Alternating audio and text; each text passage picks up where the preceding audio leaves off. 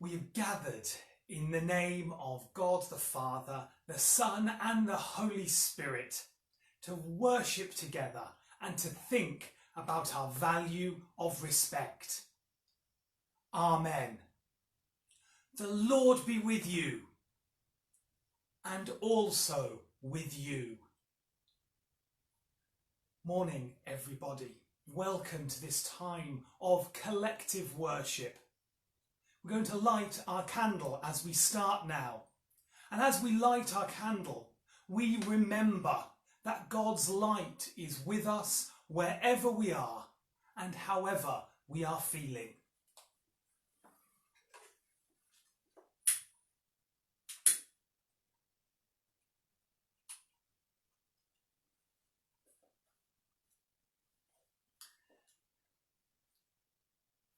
Now, this morning, you might be watching this in different places.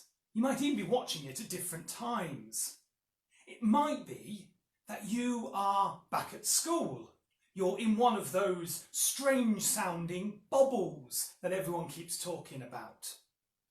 Or it might be that you're still at home, that perhaps you're waiting to go back to school. But wherever you are, whether you're at home, whether you're at school now, that's perfectly okay, wherever you are.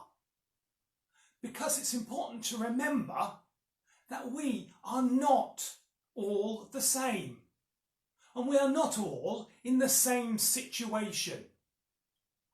Because we are all different. We are all different, unique and special.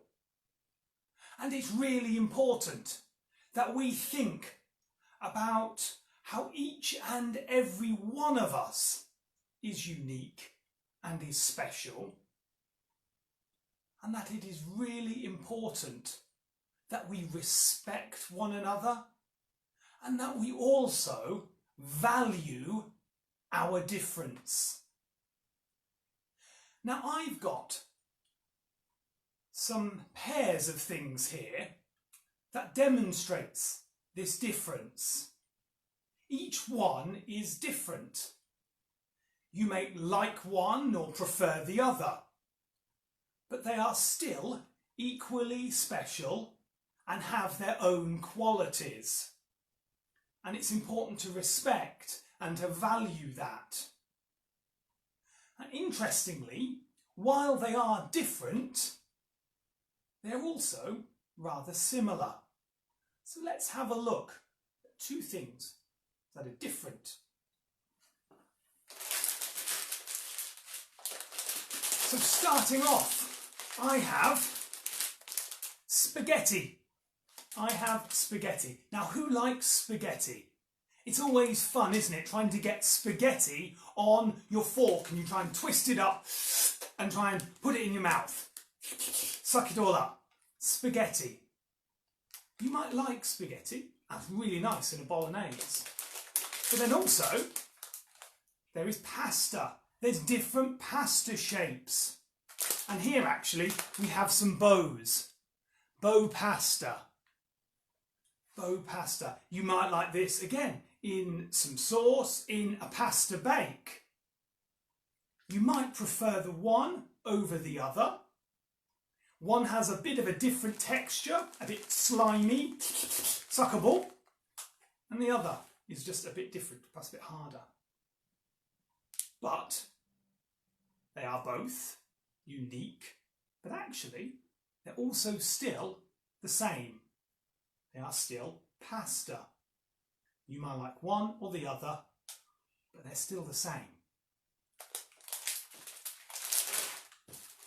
Next one.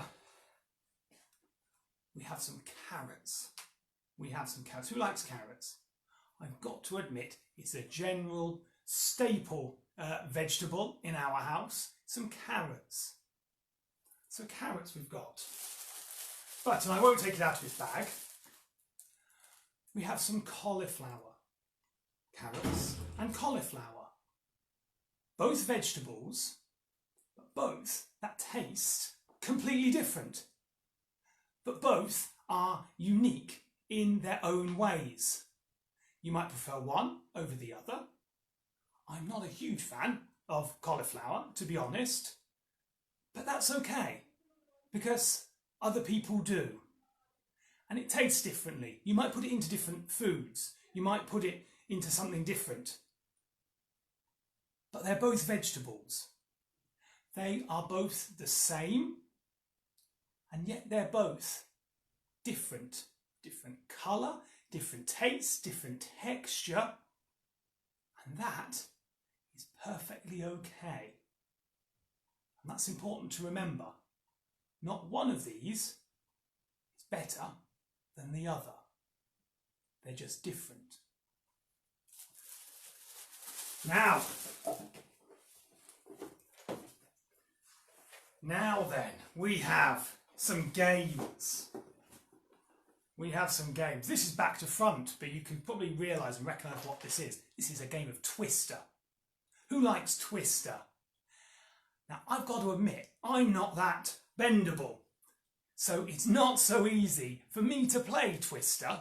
But for some, Twister is a really fun game. It's energetic, you've got to move around, you've got to try and bend your body to go onto the right shapes. It's a really fun game to play.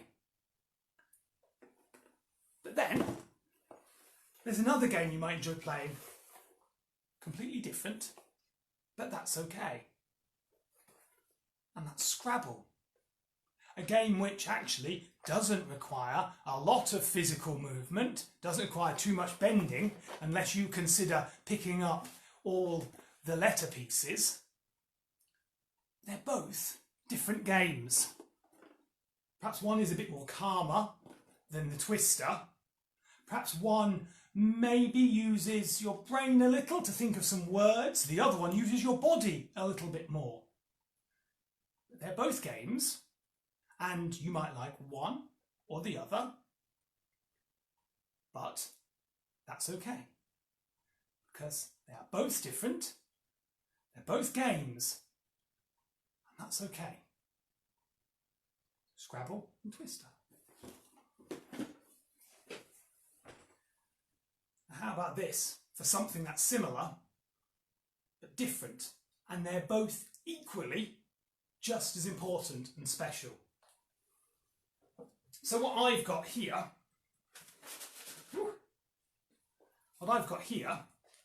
is a storyteller Bible. I've got a Bible here which inside it has many different pictures and some very simple words about all the stories in the Bible. Actually, this is one here that we're going to listen about shortly. So nice pictures, simple to understand, easy words. They've put the Bible in a book that actually you might find easy to read. And that's great. That's a really funky Bible. But something a little bit different, but just as special, is this book here. So this is what's known as an interlinear Bible. And what it has is the Bible, the New Testament in Hebrew, in the original Hebrew, and also the New Testament, sorry, I should say the Old Testament in Hebrew, and the New Testament in Greek. So two different languages in our Bible. And in some ways, this is what the Bible was originally written in. Now, this book is very big, and this book is very heavy compared to our storybook here. And you might prefer one or the other. To be honest, if perhaps you just want to read the Bible and just think about it, this book is perhaps a little bit better. But if you want to go deeper into the Bible, if you happen to know a little bit of Greek or a little bit of Hebrew, then this might be a good book for you. But they're both the same. They're still a fantastic word of God for Christians that tells us how to live and what we can do with our lives. They're unique, they're different, and they're equally special. I now have a short story to tell you about how sadly not everyone is respectful and that we don't always value difference. There once was a man who had a dream of a world where everyone would live in peace, where everyone was treated fairly and respectfully. He helped many people learn about peace, respect and difference. And I wonder, can you guess his name? You've probably heard about him. His name is Dr. Martin Luther King Jr. Now, when Martin was a young boy, he saw that some people were mean to other people just because their skin colour was different.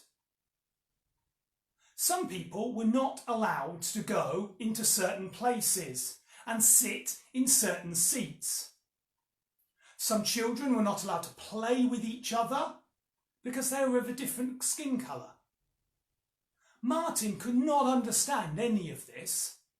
He didn't understand why kids just couldn't be friends with everyone and with one another.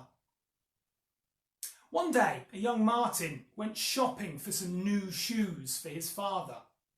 And when he found the pair of shoes that he liked, Martin and his father sat down. And they sat down on the first empty seats that they saw in this shop, as you might do. But of course, he couldn't wait to try these shoes on. But suddenly Martin heard an unfriendly voice. "You and your boy, move the seats. Go to the back of the shop and I will help you with those shoes." Well then, upon hearing this, Martin's father took his son's hand and walked him right out of the store. Why had that man been angry with Martin and his father? They were just shopping for shoes. They just sat down. What did they do that was wrong? Now, Martin never forgot what happened in that store that day, and he promised himself and his dad that he would work. He would work to help change laws, customs and traditions and attitudes that cause people to treat people different. And over the years, Martin Luther King did work hard, and laws and customs and attitudes that kept people apart did begin to change.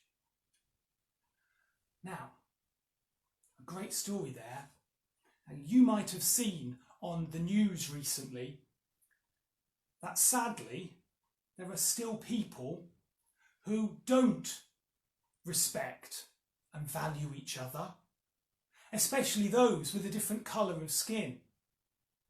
You might have heard of Black Lives Matters campaign and the protests that have been happening. Of course, all lives do matter.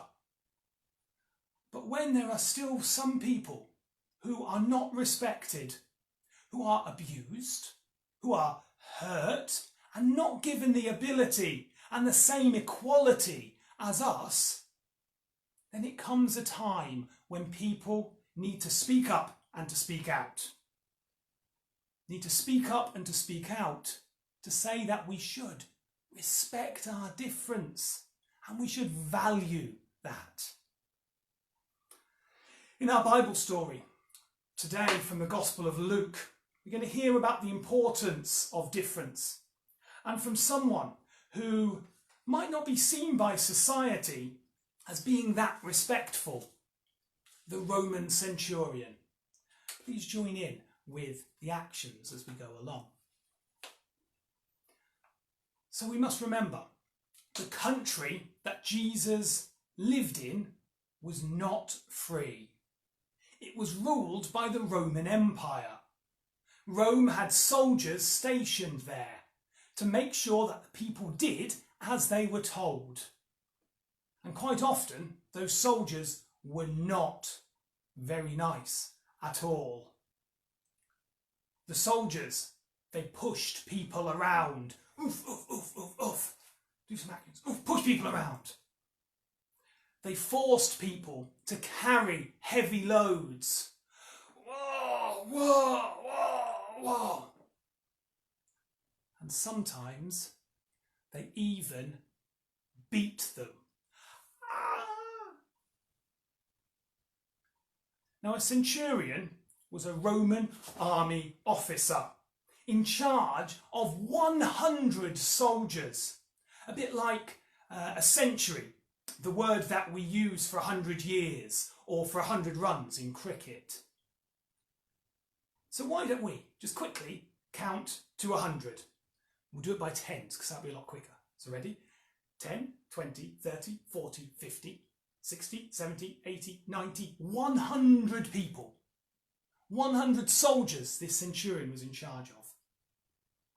Now one day Jesus was visiting a place called Capernaum with several religious leaders. They came up to him to talk about a centurion. 10, 20, 30, 40, 50, 60, 70, 80, 90, 100. You would have thought that these religious leaders were there to complain to Jesus. Because after all, the Roman soldiers pushed people around. They forced them to carry heavy loads. And sometimes they even beat them. But no, these religious leaders wanted Jesus to help the centurion. 10, 20, 30, 40, 50, 60, 70, 80, 90, 100. He's not like the other Romans, they explained. He respects our people and our beliefs. This centurion even built a place for us to worship God. And now one of his servants is about to die. Please, Jesus, won't you heal him? Won't you make him better? So Jesus did what they asked. He went with them to the house, but just before they arrived, the centurion sent some of his friends to give Jesus a message. The message said, I don't deserve to have someone as respected as you, Jesus, to come into my house. I am not worthy to come out and to meet you. From what I have heard, Jesus, you have great power and authority. I understand what that's like, because as a centurion, I am in charge of 100 men. 10, 20, 30, 40, 50, 60, 70, 80, 90, 100. I tell these soldiers when to come, and they come. Yes, sir. I tell them where to go, and they go. Yes, sir. No questions asked. So I'm confident that all you need to do is just say the word, Jesus, and my servant will be healed. And Jesus was amazed at this, and he turned around to the crowd and he said, I know that you think that the Roman soldiers, they do push you around. They force you to carry heavy loads. Oh, whoa. And they sometimes even beat you.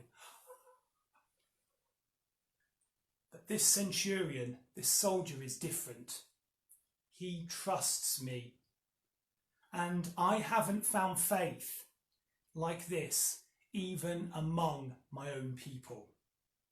So tell the centurion that his servant will be healed, Jesus said. And so when they all returned to the house, the servant was made better, just as Jesus said. And even though they never met, Jesus and the centurion, the respect between the two men hung in the air, joined with the cheers of an officer, of a healed servant, and of 100 grateful soldiers. 10, 20, 30, 40, 50, 60, 70, 80, 90, 100.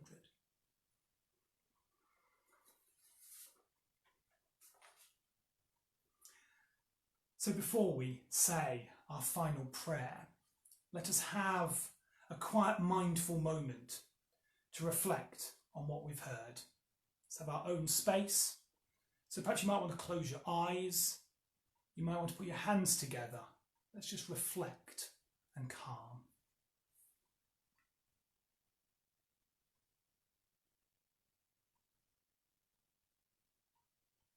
So just think about, how was the Roman centurion and Jesus, how were they different?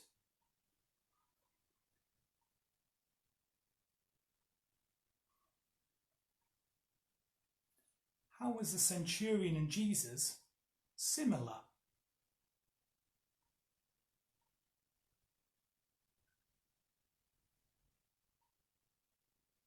How did they show respect for one another? And how did they value their difference?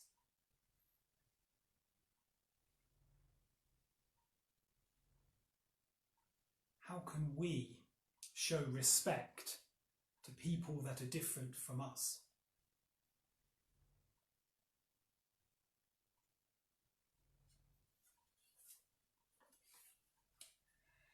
So as we say our closing prayer, let us think about the respect that you have for people in your lives who are different from you. Perhaps even we should have respect for those that we don't know. People who might be of a different age, might live in a different place, might have different religions or traditions, or a different skin colour.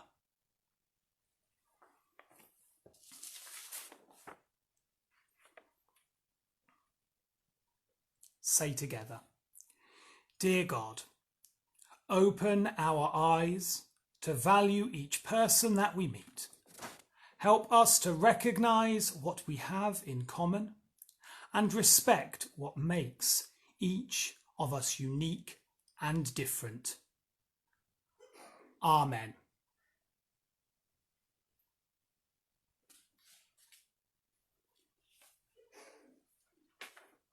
Amen indeed. Now I'd like to end with a quote from a very famous speech that Martin Luther King gave on the 3rd of August 1963 outside the Lincoln Memorial in Washington, D.C. in the United States. Martin Luther King said, "I have a dream that one day even the state of Mississippi, a state sweltering with the heat of injustice, sweltering with the heat of oppression, will be transformed in an oasis of freedom and justice. I have a dream that my 4 little children will one day live in a nation where they will not be judged by the colour of their skin, but by the content of their character. I have a dream that one day every valley shall be exalted, every hill and mountain shall be made low. The rough places will be made smooth, and the crooked places will be made straight.